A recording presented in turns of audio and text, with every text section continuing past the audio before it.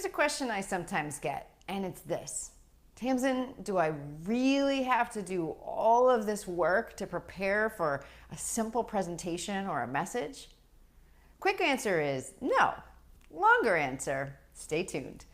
I'm Tamsen Webster of tamsenwebster.com. This is Find the Red Thread. Please like and subscribe.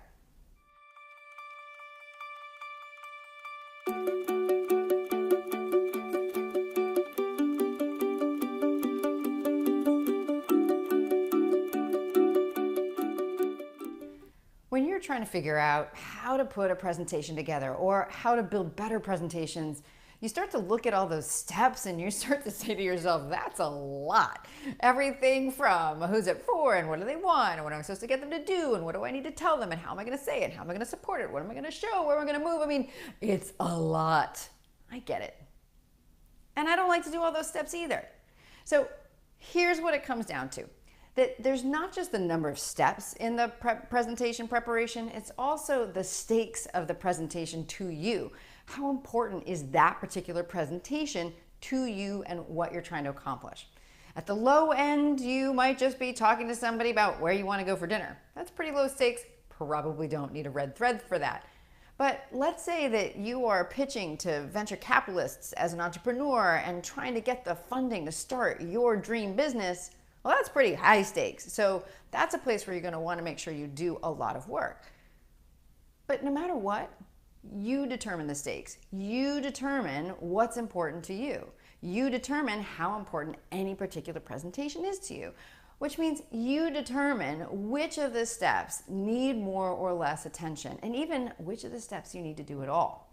So yes, it can be a very detailed process.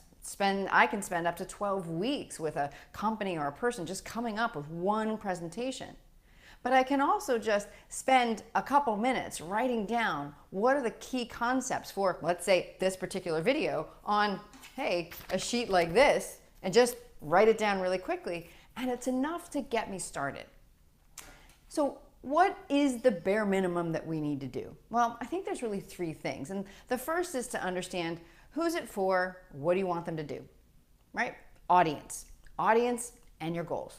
That's the first thing. So at the extensive end, at the high stakes preparation end, you can do a whole series of questions. I have 12 to 15 that I ask my clients that we go through to really get in depth about who are these people? What are they struggling with? What do they think the problem is? What do you think the problem is?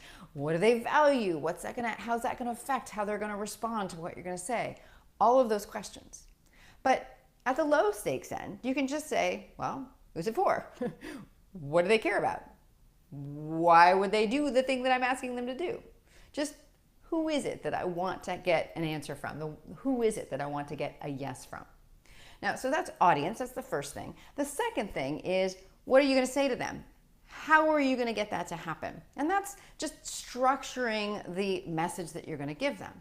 Well, that's where I hope the red thread gives you a really easy baseline to figure out what that is, because yes, at the bare minimum, the minimal viable preparation, if you will, is just what I just showed you. Just write down quickly something that indicates to you what's the goal, the problem, the truth, the change, and the action for this particular message. At the high end, yeah, it's figuring out what those are, really working on the language of them, spreading them out, filling in what's all the different support in between, thinking to yourself, what do people have to understand and agree with, thinking about how are you going to support it, working on the script, all of that. But at the bare minimum, just understand that those 5 pillars, goal, problem, truth, change, action, can give you the basis of any size message and any size presentation. The third thing to think about is simply, well, how are you going to now present that message? So we've got audience, we've got the structure of the message itself, and then what does it actually look and sound like?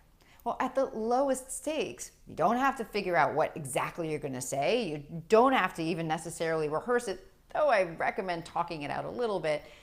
Ultimately, it just comes down to how are you going to say it? How are you going to show it? Is there a story you could tell? Is there some particular question you can ask?